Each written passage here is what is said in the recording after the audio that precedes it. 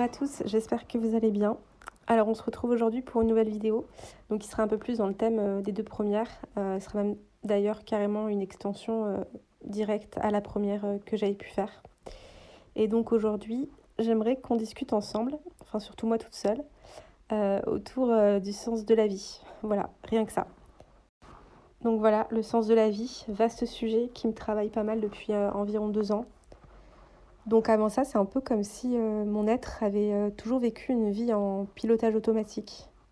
Donc la vie se passe, certains événements se passent, puis un jour ce qui se passe, c'est comme un sursaut. Donc c'est comme le claquement de doigts d'un hypnothérapeute qui dirait d'un coup réveillez-vous. Alors je ne saurais pas exactement quand dater ce retournement, mais tout ce que je sais, c'est qu'il ne m'a pas quittée depuis ces 2 dernières années, avec la question centrale quel est le sens de cette vie? Donc après ça, schéma classique, on lit des livres, on s'intéresse à des courants de pensée, on regarde des vidéos YouTube, des témoignages, des films, des reportages. On s'essaie à la méditation, à la pleine conscience, puis un jour, nouveau retournement. C'est-à-dire qu'en fait, d'un coup, j'en ai eu marre de vouloir calquer mes émotions, mes ressentis, sur les ressentis, en fait, tout simplement d'une tierce personne. Même si elle était parfaitement expliquée, retranscrite, intelligente, c'était des ressentis, des émotions, des concepts qui appartenaient au prisme d'une personne qui n'était pas moi. Et j'essayais de l'appliquer à ma vie, ce qui en fait ne faisait pas sens. Donc ce qui s'est passé après ça, c'est que j'ai décidé à commencer à me poser toute seule en fait.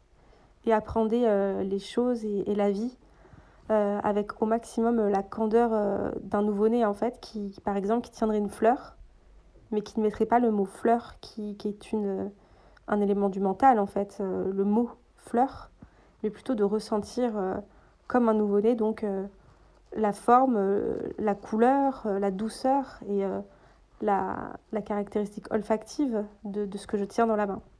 Donc à mon sens, la première étape primordiale pour moi, quand on s'embarque dans le chemin de trouver le sens de la vie, c'est de se détacher au maximum du conditionnement social en fait, et de se relier intellectuellement à sa propre expérience. Et quand je dis conditionnement social, ça peut être la plus infime petite action. Par exemple, pourquoi est-ce que je déjeune sur les coups de midi? Est-ce que ça fait sens pour moi? Est-ce que ça fait sens avec mes propres réactions corporelles et individuelles, en fait, tout simplement? Mais le conditionnement social aussi, c'est l'idée bien ancrée que le but de la vie, c'est de la réussir. Donc si on s'arrête à cette simple phrase, bien sûr, elle peut faire sens, mais si on se la joue un peu avocat du diable, comme j'aime à le faire, on peut se demander pourquoi en fait? Pourquoi? Qui a dit? Qui a décidé? Au nom de quoi? Que le but de la vie, ce serait de la réussir? Et aussi tout simplement s'attarder 5 minutes sur le terme de réussir. Donc on est dans un monde de dualité, donc à l'image du mot paix qui n'existe que par antinomisme au mot guerre, le mot réussite n'existe que parce qu'il existe l'échec. Donc ça impliquerait qu'on puisse aussi rater sa vie. Donc si on la rate, c'est donc j'imagine dans des points sur lesquels on a un pouvoir d'action direct. Donc qu'est-ce que c'est que rater sa vie? Est-ce que c'est ne pas réussir socialement, ne pas avoir de famille, ne pas être entouré d'amis? Donc ça, c'était une première réflexion qui m'a amenée sur le chemin d'une autre réflexion. C'est que réussir sa vie, donc c'était peut-être juste vouloir être heureux. Mais déjà, on sait que la chose qui domine la vie, c'est l'impermanence justement des choses. Il est impossible qu'un être, quoi qu'il fasse, soit à 100% du temps heureux. À un moment ou à un autre, on est irrémédiablement confronté aux aléas de la vie, une maladie, à la perte d'un être cher, qui viendront casser la dynamique et le cycle de ce bonheur qu'on pense détenir. Et le terme même de être heureux, qu'est-ce que ça signifie tout simplement? Parce que le problème, c'est qu'aussi pour la majorité des gens, la vision du bonheur, c'est justement le fruit du conditionnement social que j'évoquais tout à l'heure. Donc le bonheur, ce serait la réussite professionnelle et sociale, être reconnu, apprécié, peut-être même admiré pour certains, avoir de l'argent, donc beaucoup faire et beaucoup avoir. Donc déjà, intrinsèquement, je savais que cette hypothèse, c'était pas la bonne. Mais pour l'instant, l'idée même que le sens de la vie, c'était vouloir être heureux, c'était l'hypothèse qui me paraissait un peu la plus cohérente. Puis il y a quelques mois de ça, je me suis installée à Paris. Et un après-midi, je me promenais avec mon père dans l'enceinte du Louvre. Et tous les deux, on était fascinés par l'architecture du lieu. Et la beauté de l'endroit, en fait, tout simplement. Et là, quelque chose, en fait, a surgi au plus profond de moi. Je me suis tournée vers mon père, qui est un grand amateur d'histoire, qui est très, très cultivé, Et moi-même, d'ailleurs, j'évolue dans un secteur artistique. Je lui ai demandé, mais est-ce que tu sais qui est l'architecte du Louvre en fait? Et là, sans grande surprise, il m'a répondu à la négative. Et par cette réponse, j'ai toute l'absurdité du monde qui m'est revenue en plein visage. C'est-à-dire que j'étais dans un des plus beaux endroits du monde, dans une des plus belles villes du monde, et la personne qui avait imaginé, conçu cet endroit incroyable, cet endroit qui me touche à chaque fois que j'y viens, et j'y vais souvent, cette personne m'est complètement inconnue. Dans ce cas, mais qu'est-ce que ça signifie de devenir quelqu'un, réussir socialement, lorsque passez votre vie, même après avoir accompli de pareilles œuvres, on ne se souvient même pas de vous. Même des gens qui sont intéressés par le sujet qui vous a animé toute votre vie, on ne se souvient même pas de vous. Après ça, mais comment ne pas sourire devant les youtubeurs, instagrammeurs, tiktokers, tous ces gens en quête de réussite, d'élévation sociale, de ce qu'ils appellent le bonheur du coup. On peut se demander que deviendra cette lumière lorsque eux-mêmes s'éteindront. Et je pense que la réponse, c'est rien, c'est juste du vent. Personne n'est réellement inoubliable. On a pu croire un instant que les gens vraiment inoubliables, c'était ceux qui faisaient des choses atroces. Et même moi, je pensais ça jusqu'à que je tombe sur un reportage la dernière fois sur des Américains qui étaient interviewés dans la rue et à qui on demandait qu'est-ce que l'Holocauste, et ils ne savaient pas répondre. Voilà, des atrocités qui ont tué des millions de personnes. Aujourd'hui, c'est quelque chose qu'on ne connaît même pas. Donc si on ne se souvient pas des choses merveilleuses et ignobles à l'échelle mondiale, qu'est-ce que nos succès peuvent apporter de plus en fait? Ces succès-là, que je mets d'ailleurs avec le filtre un peu illusoire du mot, ces succès n'intéressent que nous. Et une fois que cette vie s'arrête, quand notre petit personnage s'éteint, toutes ces mémoires, cette discipline qu'on a mis en œuvre pour atteindre des objectifs, ce volontarisme, tout s'éteint avec. Et on n'en entend plus jamais parler. Et cette anecdote, elle fait écho à une citation de Jim Carrey. Donc c'est un acteur que j'aime beaucoup déjà pour sa qualité de jeu et également pour sa profondeur d'esprit.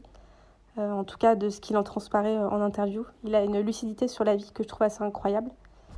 Et donc Jim Carrey a dit « Je pense que tout le monde devrait devenir riche et célèbre et faire tout ce qu'il a jamais rêvé de faire afin qu'il puisse voir que ce n'est pas la réponse. » Et là, on parle de quelqu'un qui a atteint justement tous ces paliers et qui nous dit aujourd'hui, droit dans les yeux, ce n'est pas la réponse.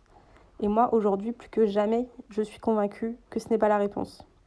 Accomplir ce qu'on a envie d'accomplir, aller dans le sens de ses désirs, de ses aspirations, aller au bout de ce chemin-là, pour moi, ce n'est pas le sens de la vie.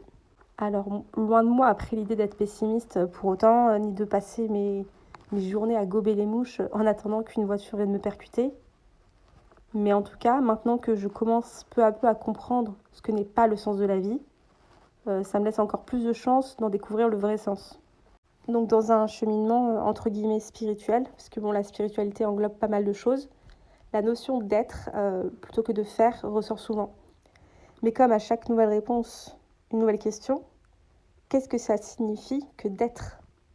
Et à mon sens, toujours, donc l'idée d'être, ce n'est pas non plus l'idée de renoncer à faire. Puisque quoi qu'on en dise, on incarne quand même des êtres de matière dans des corps qui, comme des petits Sims, ont des aspirations, des besoins, des peurs et des désirs. Et la comparaison que je fais aux Sims n'est pas du tout anodine. Pour ceux qui ne connaîtraient pas, donc les Sims, c'est un jeu vidéo dans lequel on peut créer un avatar à notre image, donc qui nous ressemble physiquement, et qui peut également, si on veut, porter notre prénom. On peut lui créer une famille, des amis, on peut le nourrir, on peut le faire aller aux toilettes, on peut le faire se marier, divorcer, avoir un travail, se faire renvoyer, et on peut même le tuer si on en a envie. Donc c'est un jeu qui est terriblement addictif, et pourtant si on vous demande quel est le but du jeu des Sims, la réponse c'est juste faire vivre des personnages, ni plus ni moins. Et pour moi cette réponse, vraiment ça fait écho incroyable au sens même de notre propre existence au final. Donc dans les Sims, on dirige des petits personnages qui sont complètement à notre image. En revanche, c'est pas nous qui souffrons lorsqu'ils perdent leur travail. C'est pas nous, personnellement, qui nous sentons humiliés lorsqu'ils se font rejeter par leur père. On a même ce petit plaisir sadique, parfois même de les laisser se noyer dans la piscine en enlevant l'échelle. Et pourtant, on ne souffre pas quand ils meurent. On peut aller très loin comme ça, on ne pleure pas non plus de joie lorsqu'ils arrivent au sommet de leur carrière, par exemple. Et quand on en a assez, de cette vie, de cet avatar-là. Quand on a fait le tour de la question, on s'en va, on change de partie et on crée un nouvel avatar et on lui crée une nouvelle histoire. Et vraiment, cette analogie, pour moi, elle fait complètement sens.